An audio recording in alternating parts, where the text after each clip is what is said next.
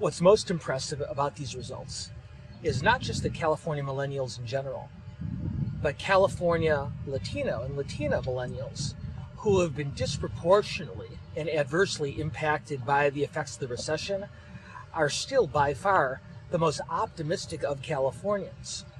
Lots of Californians are discouraged. They're dismayed. They're not particularly happy with the state or its economic prospects for the future. But these young Californians, those who've been hurt the most, are the ones who are the most positive about where their futures lie and where the state's future is headed.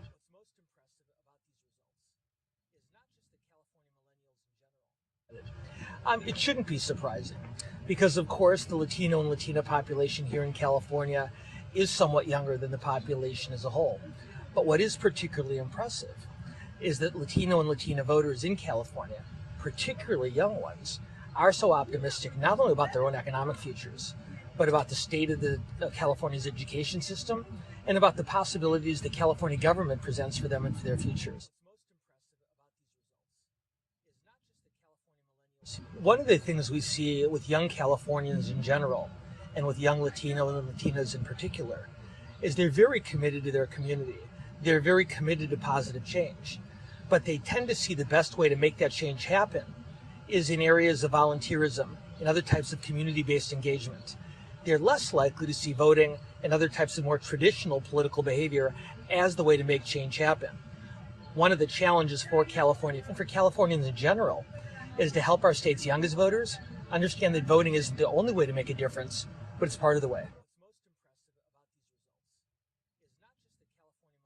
It's a very fine line to walk, because on one hand, there is nothing more noble than volunteering. The idea that a young California, or any Californian, will give of their time to help someone less fortunate is beyond commendable. On the other hand, though, we have to help them to understand that as noble as volunteering is, there's only so many kids you can teach to read. There's only so many senior citizens you can bring meals to. There's only so many parks and rivers that you can clean up. But if you really want to make change happen on a broad scale, voting, not in place of volunteering, but along with it, is the best way to make that change happen across the community and across the state. One of the things that's important to remember about the youngest Californians is that they have grown up with an unlimited number of information and let me try that again. One of the things that's important to remember about the youngest Californians is that they've grown up with a virtually unlimited number of entertainment and information alternatives available to them. When I was growing up, there were 3 TV networks. There were 5 buttons on the car radio. But for someone who is just coming of voting age in California today, they've never been limited by that number of choices. If they're not limited by 3 TV networks or 5 radio stations, why in the world should they be limited by 2 political parties? And one of the real challenges for our political process is helping young Californians understand that the choice doesn't have to be a binary one, that there's a whole range of options available in terms of candidates and causes and issues and parties. We need to take a cue in this regard from the youngest voting Californians. They're telling us that party label isn't nearly as important as political and community involvement. So whether it happens to be Republican or Democrat, Green or Libertarian or Vegetarian, it doesn't really matter as long as you get involved, not only as a volunteer, but as a voter as well. Well, this survey ought to be a very, very important reminder to our state's political and government leaders that if they want the newest Californians and the most newly empowered Californians to be engaged in the political process, that we have to make the extra effort to show them why their involvement matters.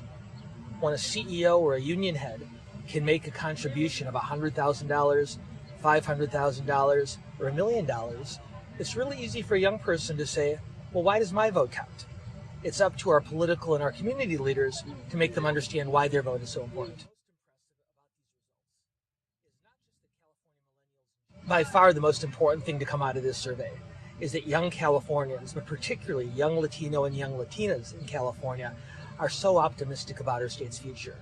They've been harmed by the effects of the recession far more than any other demographic group in California, yet they're still so positive, not only about their own futures, but about the state's possibilities.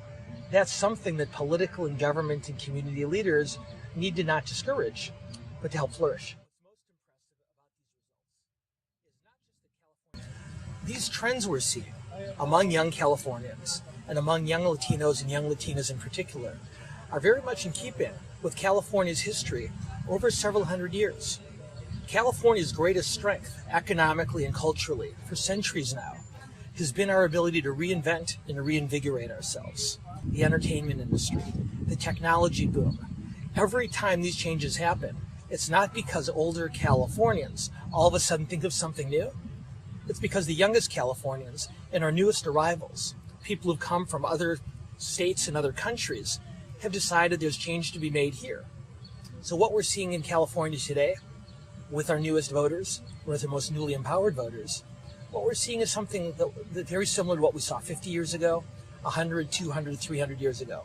California's energy comes from our most recent arrivals. These are the people who we have to give the tools in order to make real change happen.